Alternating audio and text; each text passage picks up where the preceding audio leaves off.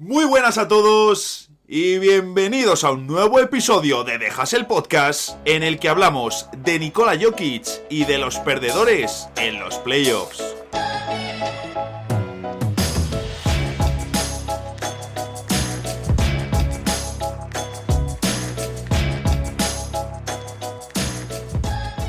Estaba pensando en titular el episodio de hoy como Nikola Jokic deja de ser un perdedor en los playoffs, que tendría sentido por el tema que vamos a tratar, pero hubiese sido un clickbait curioso, bien tirado porque encaja, como vais a ver, pero bueno, ya suficientes cebos he dejado esta semana. Aquel que me siga en TikTok o en Instagram sabe perfectamente de lo que hablo. Y es que hoy es obligatorio hablar de los Denver Nuggets. ¿Por qué?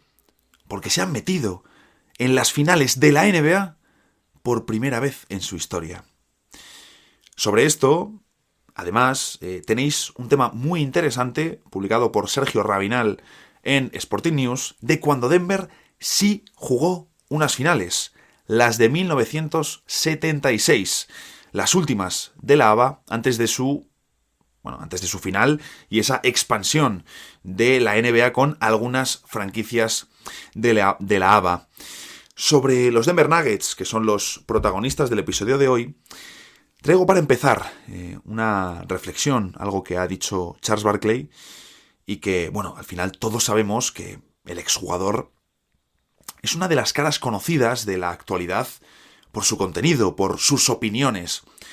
Muchas veces no estoy de acuerdo con lo que él dice. Tampoco es que sea relevante, ¿no? Si me parece lógico o no lo que dice. Pero en esta ocasión ha dicho algo que es muy cierto. Leo sus palabras. Estaba tan enfadado esta mañana que tuve que apagar la televisión. Porque los Denver Nuggets, que han sido el mejor equipo del mundo a lo largo de toda la temporada, ganan por 4-0 a los Lakers, se meten en las finales por primera vez y escuchad, todos queremos a LeBron. No ha dicho que se retire ya. Toda la conversación debería ser sobre los Denver Nuggets. Como digo, tiene toda la razón Charles Barkley, tiene toda la razón. Y voy a poner un par de casos, un par de ejemplos, mejor dicho, un par de ejemplos exagerados. Incido en lo de exagerados, de temas mucho más serios de esto que estamos hablando, ¿no? Al final, lo que ha dicho Barkley de la atención mediática que reciben los Lakers, como digo, un par de ejemplos muy exagerados de cómo lo deportivo casi siempre suele quedar en un segundo plano, ¿no? En este caso por esas palabras de LeBron James sobre su posible retirada, que todos sabemos, ¿no? Que el final de LeBron James no va a ser ese cuarto partido de las finales de conferencia en una derrota contra los Denver Nuggets. Lo vuelvo a repetir, voy a poner un par de ejemplos muy exagerados de que lo deportivo casi siempre suele quedar en un segundo plano. Primer ejemplo, la final de la Euroliga, ese título del Real Madrid. La parte deportiva, que tiene su relevancia, sobre todo en el nicho del baloncesto, pero tiene su relevancia, evidentemente, ha quedado por debajo, hablando a nivel de público general, ¿de acuerdo? No hablo a nivel del seguidor de baloncesto, hablo a nivel del seguidor general, incluso del seguidor del mundo del deporte. Todo lo del título de la Euroliga ha quedado muy tapado, ha quedado por debajo de todo lo sucedido en Valencia y el episodio con Vinicius. Lo puso Anthony Daimiel en Twitter y suscribió esas palabras Piti Hurtado, diciendo que efectivamente es un tema serio, pero que ha tapado también lo deportivo, ¿no? Como es, por ejemplo, el título de la Euroliga. Pero, claro, si lo pensáis, siempre pasa así. Siempre. Pensad, ¿cuál ha sido el momento más comentado de la Euroliga? El momento más viral antes de la Final Four. Antes del clásico. Antes del título blanco, incluso, aun con todo ello, y sin consultar datos, puede que siga siendo el momento más comentado y más viral de toda la temporada de la Euroliga. Es más, no diría ni que puede, seguramente lo sea. la pelea en el Withing Center, el suplex de Yabusel. Incluso en la NBA tenemos un buen ejemplo este año. Aquí digo lo de la NBA porque a nivel de redes sociales tiene mucho más calado la NBA que una competición como la Euroliga. ¿Cuál es este ejemplo? La imagen de Ja Morant en un club de striptease con dinero tirado por todas partes, desnudo y con una mujer encima. Esto de Ja Morant, o lo de la pistola en el directo de Instagram, por desgracia, al igual que la pelea del Withing, es lo primero, y puede que lo único, que miles de personas han visto y van a ver esta temporada sobre la NBA y sobre la Euroliga. Sobre todo si nos centramos en el público de España. De nuevo, no pretendo ni mucho menos, comparar lo que dice Charles Barkley sobre la atención mediática alrededor de los Denver Nuggets y de Los Ángeles Lakers, mejor dicho, de la figura de LeBron James, con estos ejemplos exagerados.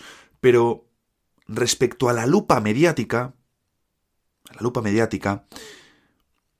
lo que más mueve a las masas a consumir son determinados temas.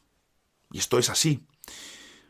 En este caso concreto, y volviendo a la palestra de la NBA, cuando hablamos de los Denver Nuggets metiéndose en sus primeras finales de la NBA y los Lakers cayendo eliminados, la realidad nos dice que hay más gente interesada por saber qué van a hacer los Lakers en verano que por la clasificación de los Denver Nuggets.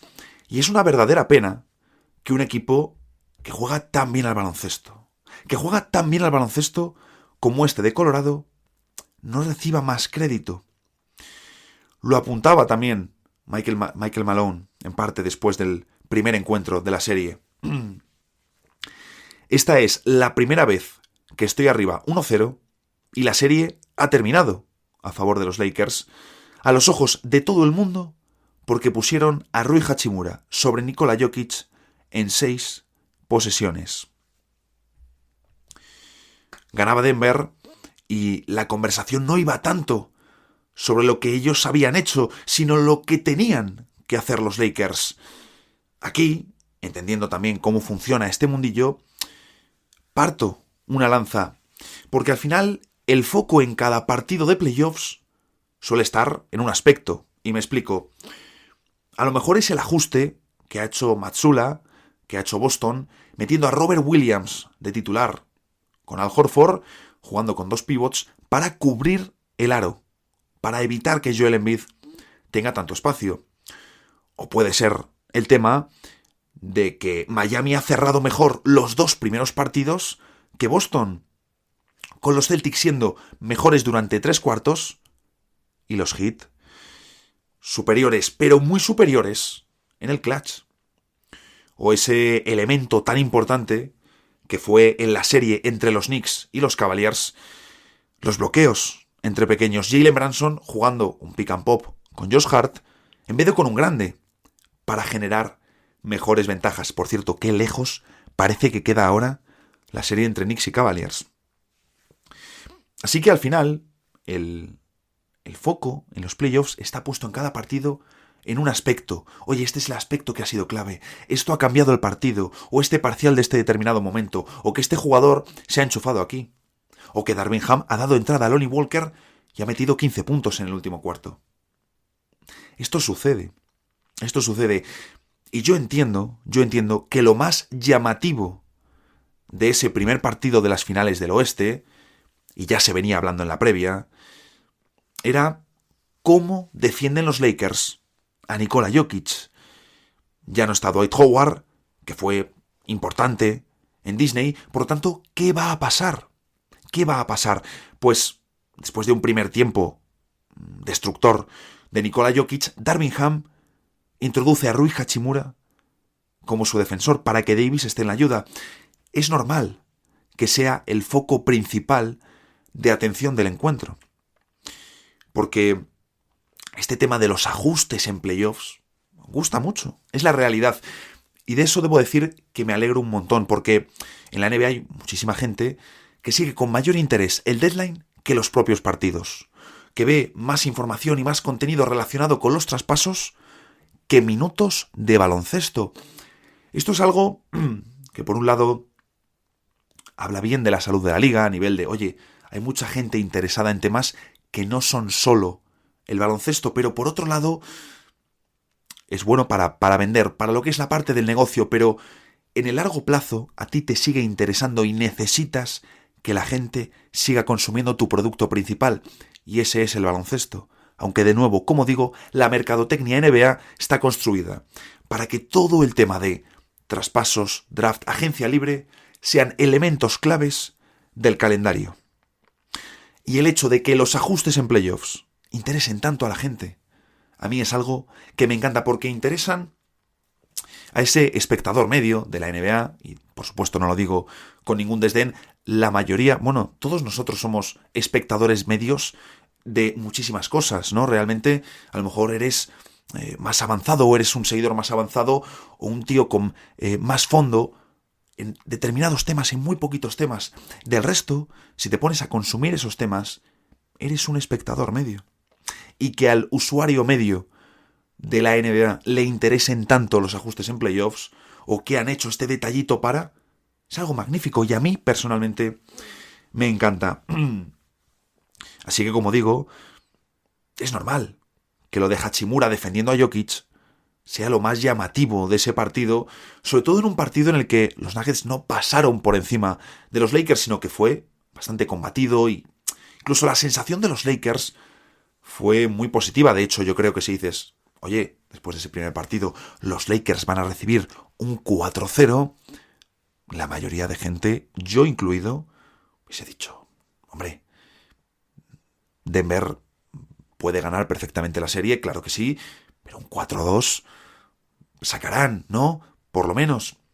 Pues oye, mira, lo impredecible del deporte que hablábamos el otro día.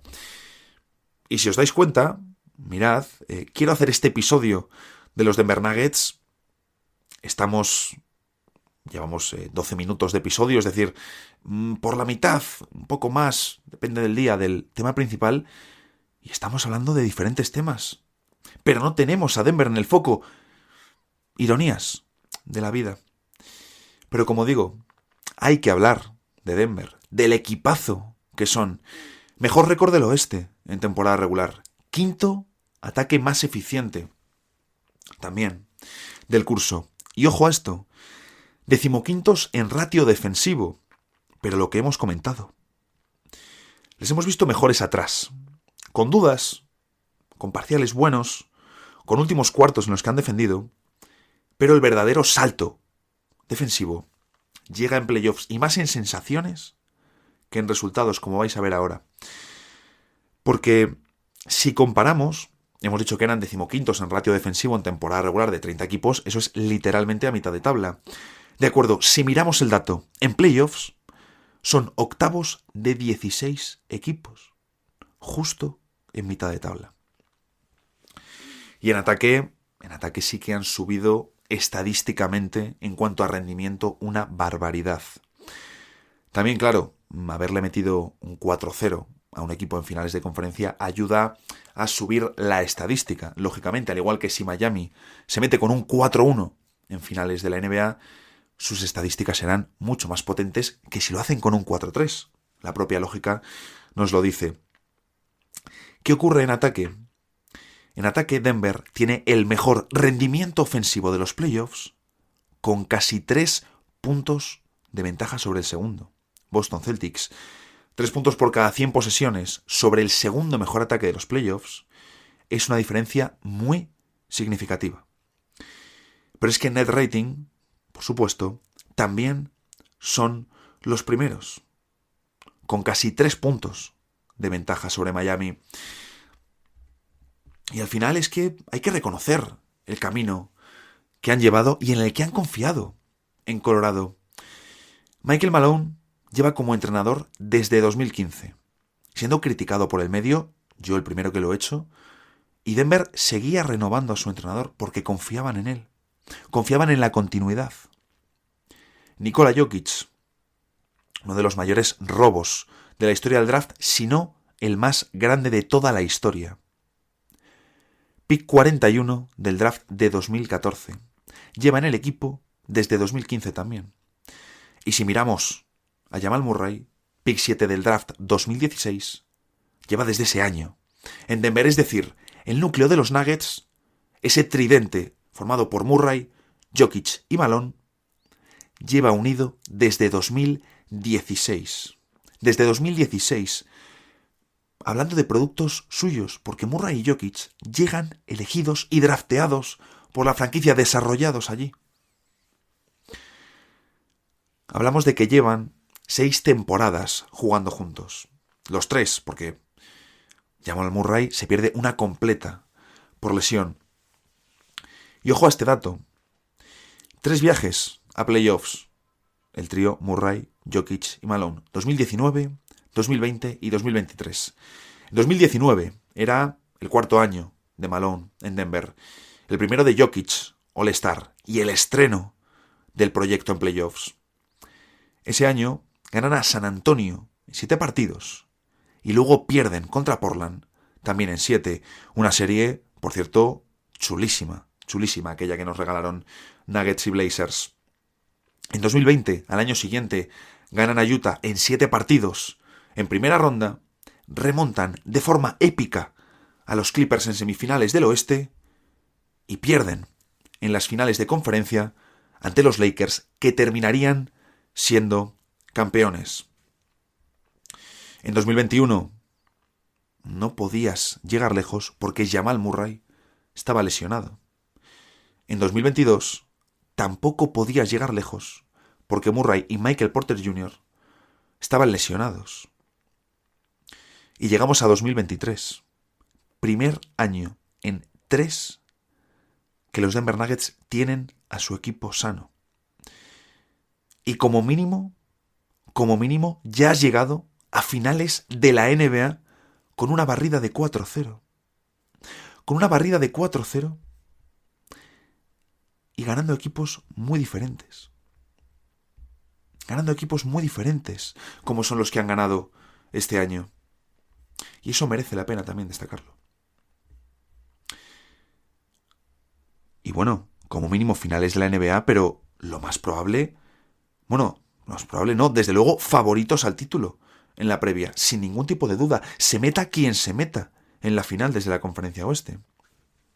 Así que, si recapitulamos, Murray y Jokic juntos, en sus primeros años, en sus 3 primeros playoffs juntos, siendo jóvenes todavía, han logrado, como mínimo, unas finales de conferencia, las de 2020, que eran las primeras en 11 años para la franquicia, y las finales de la NBA de 2023. Primera vez que Denver disputa la eliminatoria definitiva de la competición.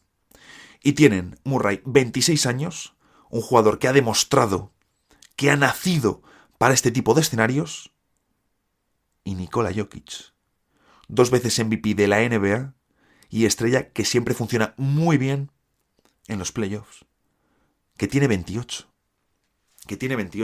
Luego esto es lo de siempre, ¿eh? Volver no es tan fácil. Volver no es nada fácil. Mirad el que se supone, y yo lo digo, para mí el mejor equipo de la NBA estos 2 últimos años es Milwaukee Bucks. Y a los que yo siempre he tenido como primera opción para ganar la liga. El año pasado, principal factor, Chris Middleton fuera. Este año, pecheo monumental en primera ronda. Monumental, aparte de que Middleton tampoco estaba al 100%. Pero es que luego es muy difícil. Volver. En el momento que un equipo gana las finales, decimos, el año que viene repiten. Muchos apuestan porque vuelven a las finales. Luego no es tan fácil volver.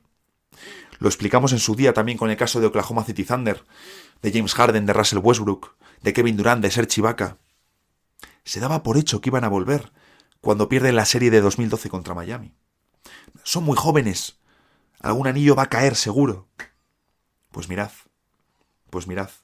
no volvieron a disputar ni un solo partido juntos.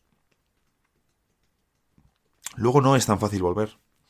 Pero evidentemente, Denver ya ha tenido muy mala suerte, 2021 y 2022, sin opciones de competir porque Jamal Murray estaba fuera, sin Michael Porter Jr., muy posiblemente esto tampoco lo estás haciendo, por su salto en defensa, por lo que aporta a nivel físico, por lo que aporta a nivel de anotación. No es tan fácil sustituir a un tío como Michael Porter Jr. y no hablo solo de la ficha salarial que ocupa. No es tan fácil. Y por supuesto, regresar a unas finales, independientemente de lo que haga Denver este año en su oportunidad de conseguir el anillo, no es para nada sencillo. Y además de la edad que tienen, de que ya la suerte ha estado en su contra, de que son jóvenes todavía que están entrando en sus mejores años.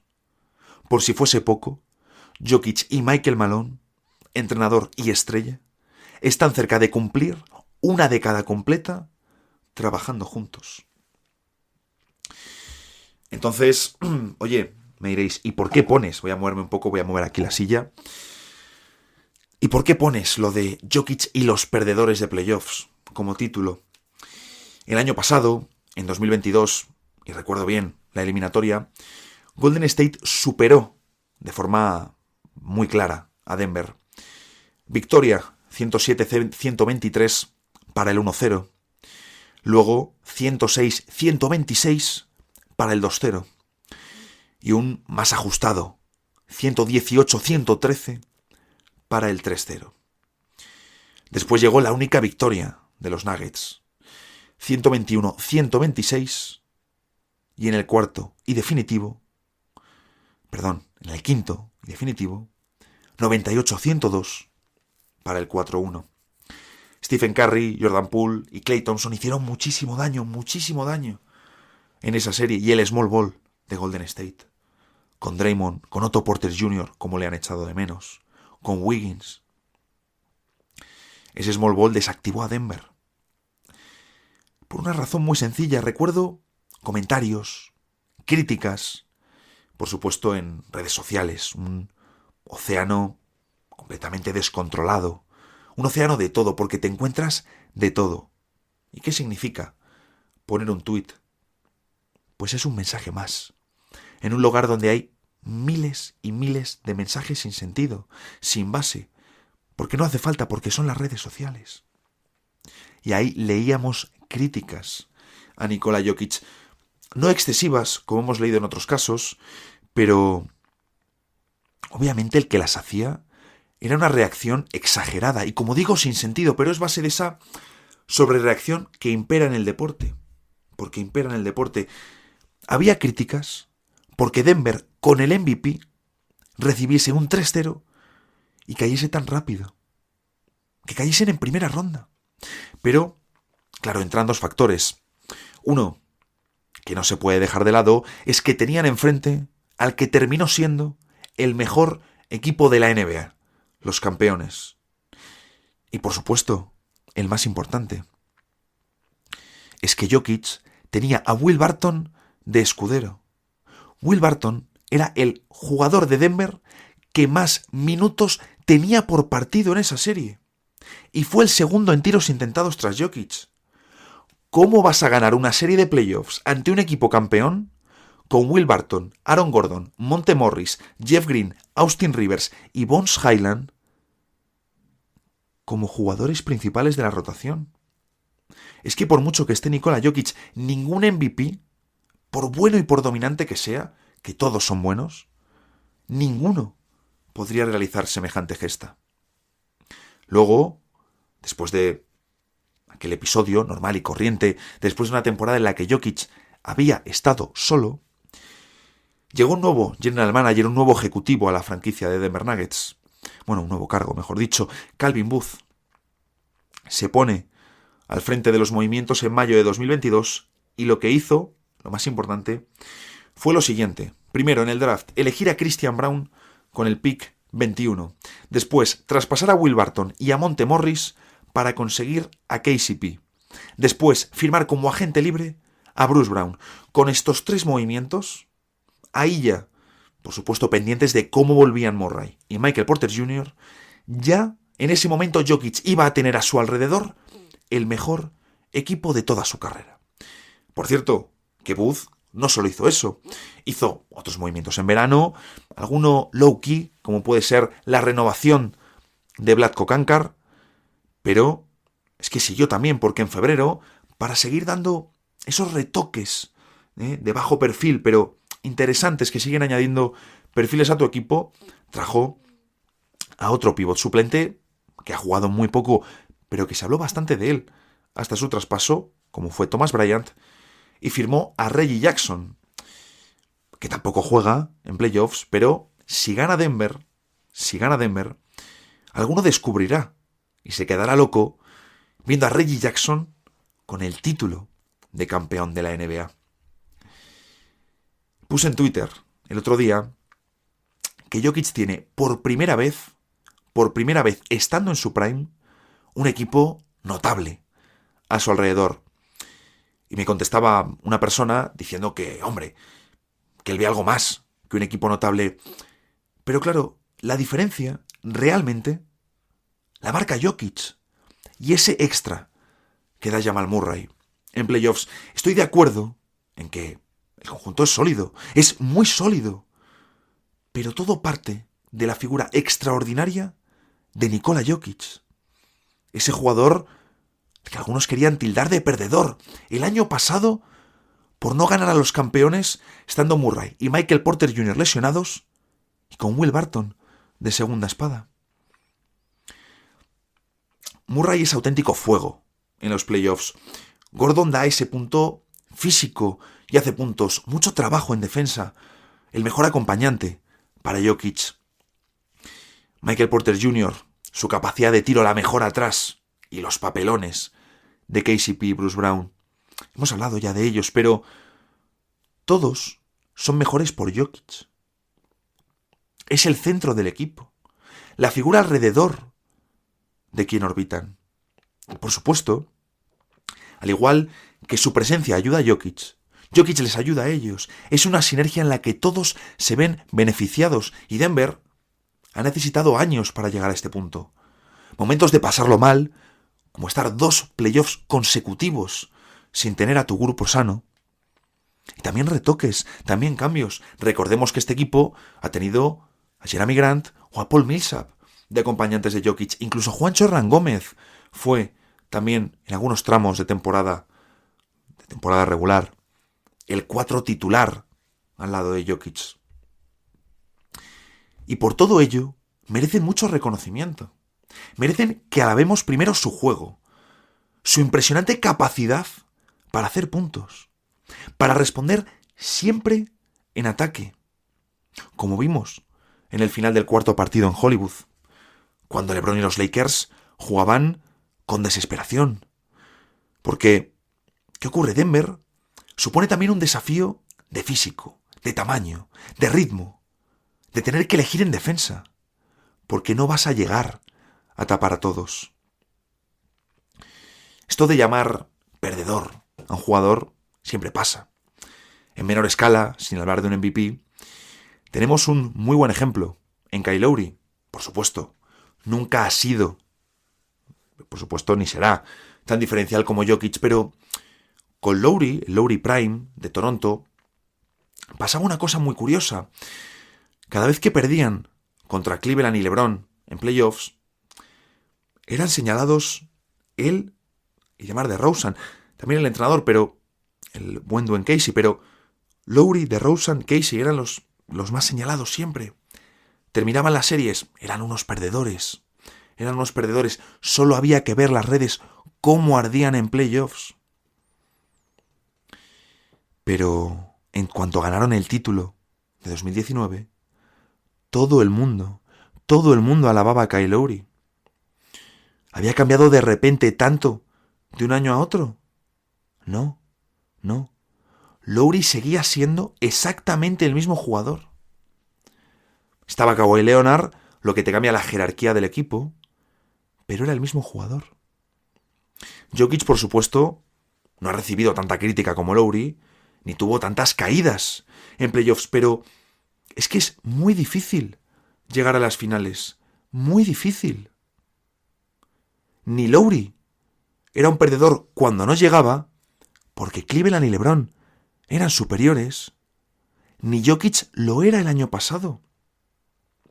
Solo necesitaba de vuelta a Jamal Murray y tener a su alrededor a un equipo notable. Porque la primera vez en toda su carrera que esto ha sucedido, los Denver Nuggets juegan las finales de la NBA y quién sabe si pueden ganar el primer título de toda su historia.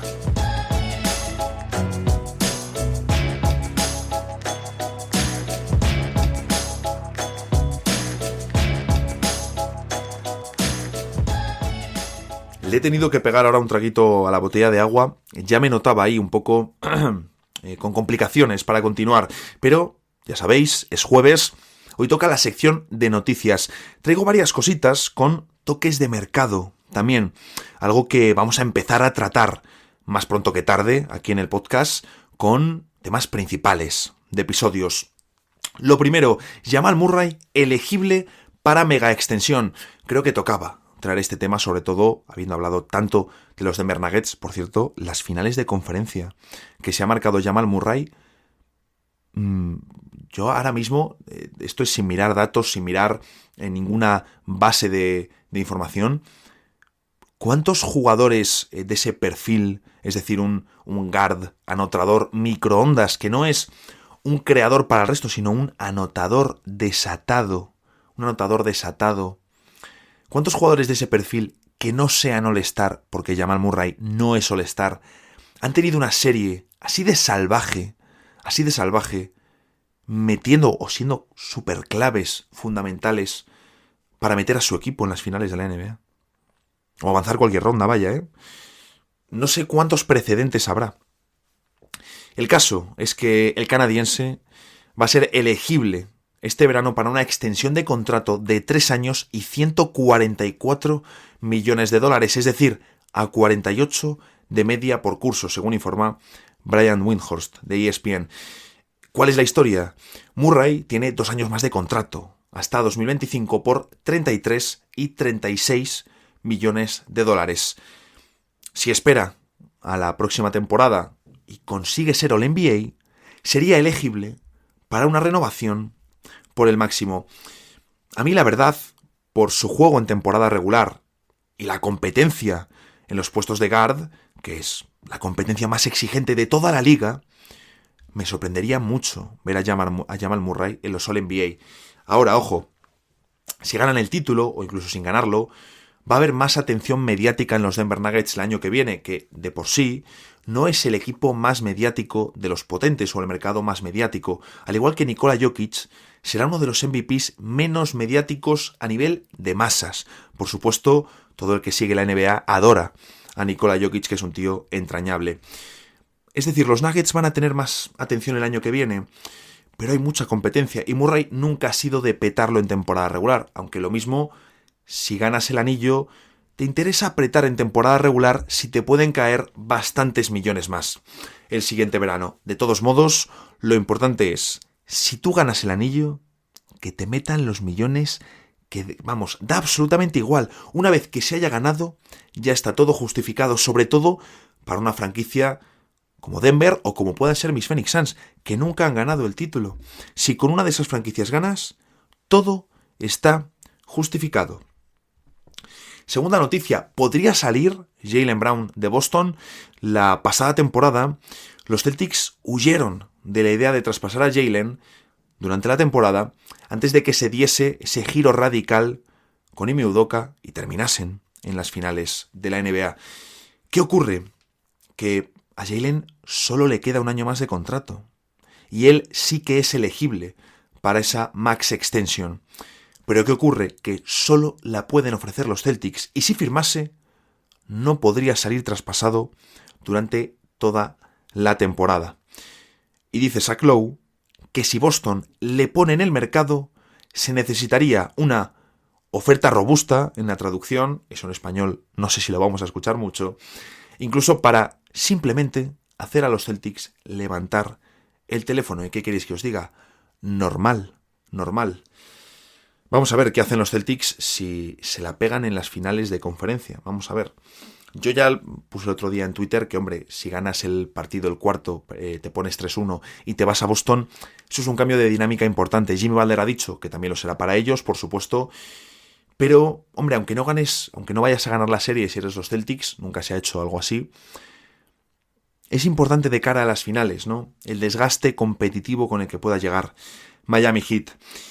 Tercera noticia, varios objetivos de Houston en el mercado. Me está pasando ahora que no sé por qué no me escucho yo el micrófono en los auriculares.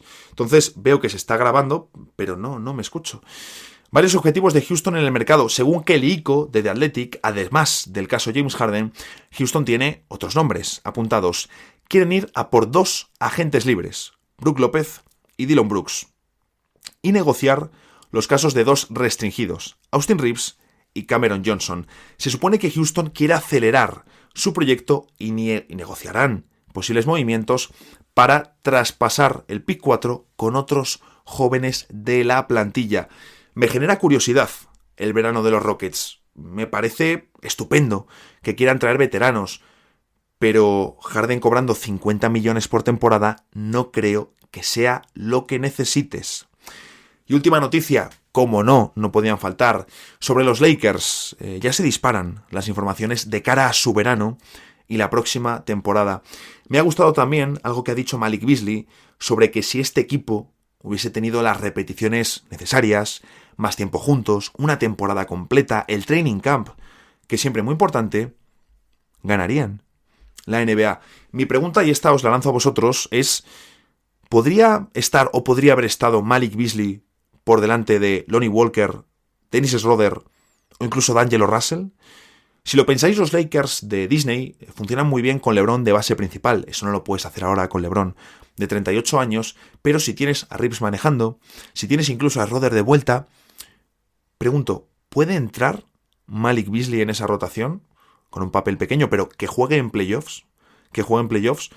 Yo creo que lo mejor es mover a Beasley por su contrato, básicamente. Y porque es cierto que me gusta, pero creo que tendrían que buscar un jugador de nivel un poquito superior. Pero he visto comentarios criticando que Beasley haya estado fuera de la rotación de playoffs, sobre todo cuando en algunos momentos también ha faltado puntería exterior para los Lakers. Así que ahí os dejo la pregunta. Y sobre los Lakers, dos apartaditos. El primero, que cuando lo he visto, mi primera reacción fue así, quedarme bastante loco. Es que Jovan Buja, de The Athletic, indica que los Lakers han tenido conversaciones internas sobre Trae Young. La franquicia buscaría un base de perfil alto para jugar al lado de LeBron y Davis. Trae Young, aparte de que no ve a los Hawks moviéndole ya, sobre todo a cambio de piezas de los Lakers, que no sé qué narices te va a interesar, sobre todo tras llegar Quinn Snyder a Atlanta, que él va a querer una temporada completa con este bloque, más allá de lo que pase este verano con otras piezas como Bogdan Bogdanovic o Clint Capela. Pero para los Lakers, ¿es el perfil que necesitas? Es decir, Trae Young ha tenido problemas ya este curso junto a otro creador, como Dejounte Murray. ¿Qué pasaría al lado de LeBron? Me parece absurdo, o sea, puedo entender a lo mejor este reporte de, oye, lo han discutido a nivel interno, es que lo han discutido a nivel interno y lo han descartado a los 30 segundos. Porque al final los equipos es normal que tengan conversaciones sobre muchos jugadores. Sí que apuntan aquí algo interesante, y es que los Lakers buscarían el Sing and Trade por Kyrie para renovar a Austin Reeves y rodear al núcleo de Kyrie, Reeves, LeBron y Davis de contratos mínimos. Me parece algo muy peligroso, aunque sería una vía con la que habría muchísimo drama y una atención enorme sobre los Lakers. De lo que hablábamos antes, de la atención, cómo trasciende casi siempre a lo deportivo, pues con esto pasaría. Y el segundo punto es que Brian Windhorst apunta que los Lakers tienen otras opciones para el puesto de base. Ellos quieren renovar a Austin Reeves y a Hachimura, y posiblemente a D'Angelo Russell, pero su juego en playoffs crea dudas. Y ahí podrían valorar movimientos para permitir la llegada de Fred VanVleet. A mí este me parecería el movimiento ideal. Es decir, mantienes a Hachimura y a Reeves, que tanto te dan, llegas a un buen acuerdo con VanVleet para ser base titular, y buscas a un pivot defensivo baratillo, tipo como el McGee Howard del año del título de 2020, además, por supuesto, de tener a Jarrett Vanderbilt. Como os digo, le dimos en el podcast buena cobertura al mercado de traspasos. Temática draft y agencia libre será similar, porque ambos eventos me encantan. Así que nada, con esto llegamos al final del episodio. A disfrutar de los playoffs, que no queda nada, y seguimos charlando por aquí el lunes, en el próximo episodio de The Hustle Podcast.